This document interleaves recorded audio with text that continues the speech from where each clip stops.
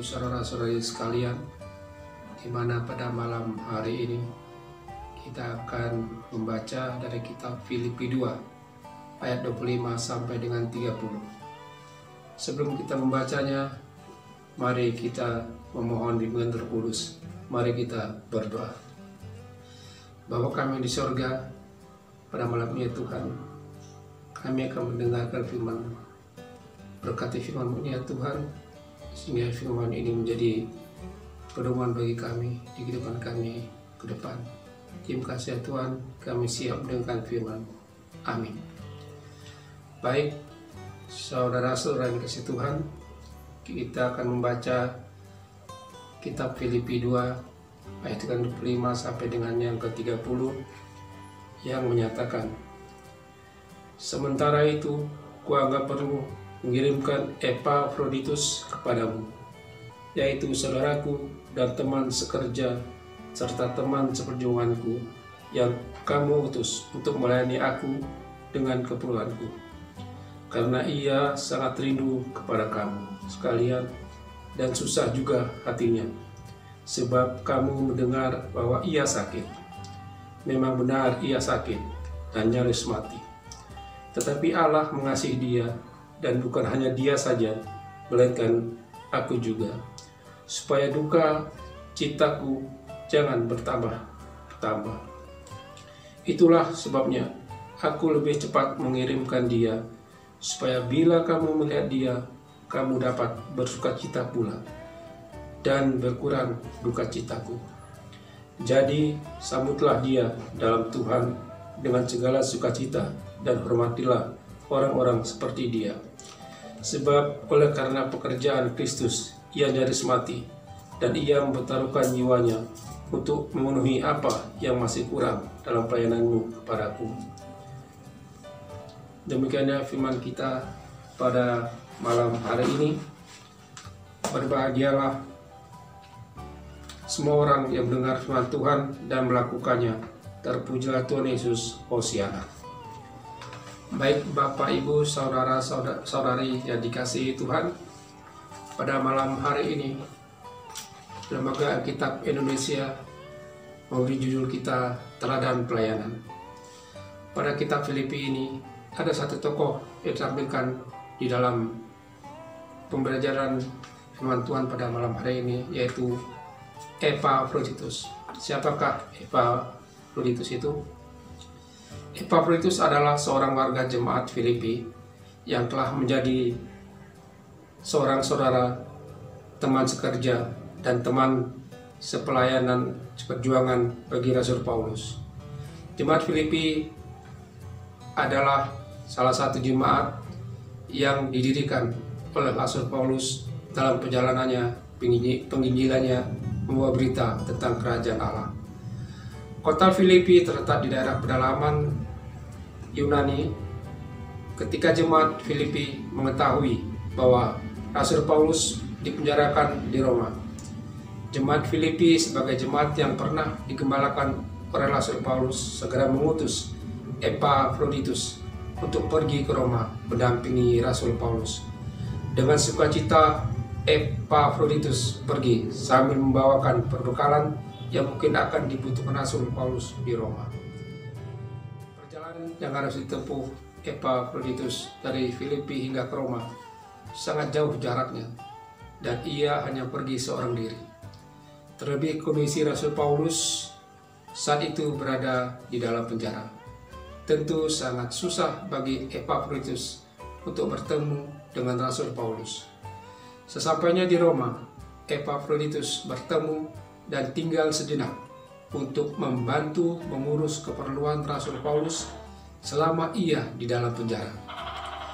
Namun dalam pelayanannya mendampingi Rasul Paulus, Epafroditus mengalami sakit yang berat hingga ia hampir mati. Mengetahui hal ini, jemaat Filipi dan Rasul Paulus merasakan sedih. Namun Tuhan memberikan kekuatan dan pemulihan bagi Epafroditus. Pada akhirnya, Rasul Paulus dapat memulangkan Epafroditus ke jemaat Filipi dengan berbekal surat yang dikirimnya kepada jemaat Filipi. Di dalam suratnya kepada jemaat di Filipi, Rasul Paulus menyampaikan untuk menghormati Epafroditus karena kerendahan hati, ketulusan, dan keberaniannya melewati banyak rintangan untuk menemui Rasul Paulus, bahkan hampir kehilangan nyawanya.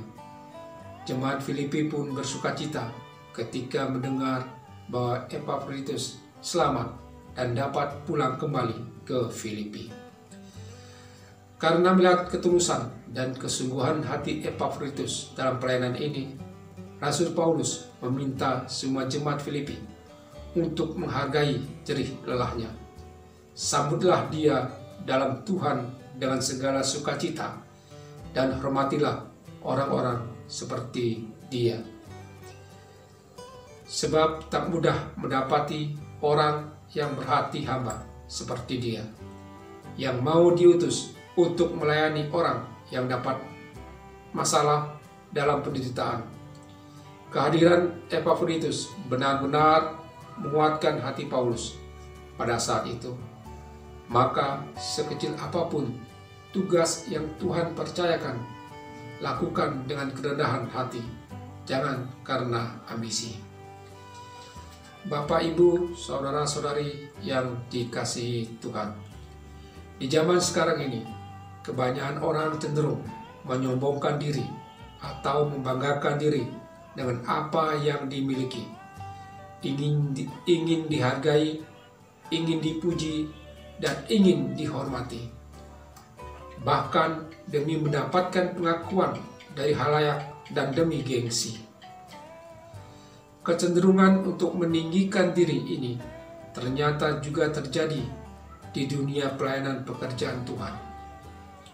Para pelayan Tuhan berlomba-lomba mengejar titel demi pamor atau reputasi agar semakin tak diakui sebagai hamba Tuhan besar. Ada yang berambisi ingin menduduki jabatan penting di keorganisasian gereja. Ada saling sikut memperebutkan jiwa-jiwa dan ladang pelayanan. Bahkan ada pula yang memperkaya diri sendiri supaya dapat tampil wah di hadapan jemaat. Ini menyedihkan sekali. Rasa-rasanya kerendahan hati menjadi sesuatu yang mulai langka ditemukan dalam setiap orang. Sikap yang berbeda justru ditunjukkan oleh Epafroditus yang tak pernah menonjolkan dirinya sendiri. Hanya belajar setia melakukan apa yang dipercayakan kepadanya. Sekalipun tugas pelayanan yang ia lakukan tampak remeh dan sepele, yaitu hanya mengantarkan persembahan jemaat Filipi untuk diberikan kepada Rasul Paulus yang waktu itu sedang berada di penjara di Roma. Tapi Epafroditus melakukannya dengan penuh kerelaan. Bapak, Ibu, saudara-saudari yang dikasihi Tuhan, pesan yang kita dapatkan pada perenungan malam hari ini tentang pelayanan Epafroditus adalah fokus dalam pelayanan Epafroditus adalah Tuhan, bukan berfokus kepada siapa yang mau ia layani. Dalam melayani dibutuhkan kerendahan hati dan kesungguhan hati. Melayani dengan rendah hati berarti mengerjakan pelayanan dengan sungguh-sungguh tanpa harus melihat status sebagai pelayan Tuhan di dalam bidang apa, tetapi taat dan setia kepada Tuhan. Epafroditus sebagai pelayan Tuhan yang melayani dimanapun ia berada, walaupun ia sempat sakit dan hampir mati, namun tetap taat dan setia melayani Tuhan. Bapak, Ibu, saudara-saudari yang dikasihi Tuhan, melayani butuh kesungguhan dan totalitas, dan kesungguhan itu hanya akan muncul ketika pelayanan dilakukan dengan dasar kasih. Dengan melayani berarti kita juga harus sudah mengasihi sesama. Mengasihi sesama hanya mampu dilakukan ketika kita sungguh menyatu dengan mereka yang dilayani. Keteladanan yang ditunjukkan Epafroditus juga menjadi penguatan bagi kita untuk terus memperhatikan kebutuhan sesama, sebagaimana Epafroditus yang diutus untuk melayani Paulus. Kita pun memiliki tugas pengutusan dalam melakukan pelayanan bagi sesama. Marilah kita juga memiliki kesungguhan dalam melakukan pelayanan seperti yang dimiliki Epafroditus. Bapak, Ibu, saudara-saudari yang dikasihi Tuhan, pelayanan yang kita lakukan kepada Tuhan harus dengan tulus ikhlas, tidak memandang apa yang akan Tuhan berikan kepada kita, tetapi apa yang kita berikan kepada Tuhan melalui pelayanan yang kita akan layani. Di masa pandemi ini, kita selalu dihimbau oleh masyarakat, oleh pemerintah, untuk tetap berpedoman pada protokol kesehatan COVID-19, di mana itu berfungsi untuk menjaga kesehatan kita maupun keluarga kita, di mana COVID-19 ini ada suatu wabah penyakit yang kita belum tahu apa penyebab daripada penyakit ini. Tetapi dengan mencegah dan himbauan dari pemerintah untuk selalu melaksanakan 3M, yaitu memakai masker, mencuci tangan, menjaga jarak, menjauhi kerumunan, dan membatasi mobilitas di luar rumah. Itu akan mencegah penyebaran virus COVID-19 untuk keluarga maupun dimanapun kita berada. Biarlah kita boleh selalu setia kepada aturan yang diberikan oleh pemerintah untuk kita lakukan, sehingga ini juga merupakan pelayanan kita kepada pemerintah di dalam mematuhi segala perintah yang dibuat. Kiranya Tuhan memberkati pelayanan kita. Amin.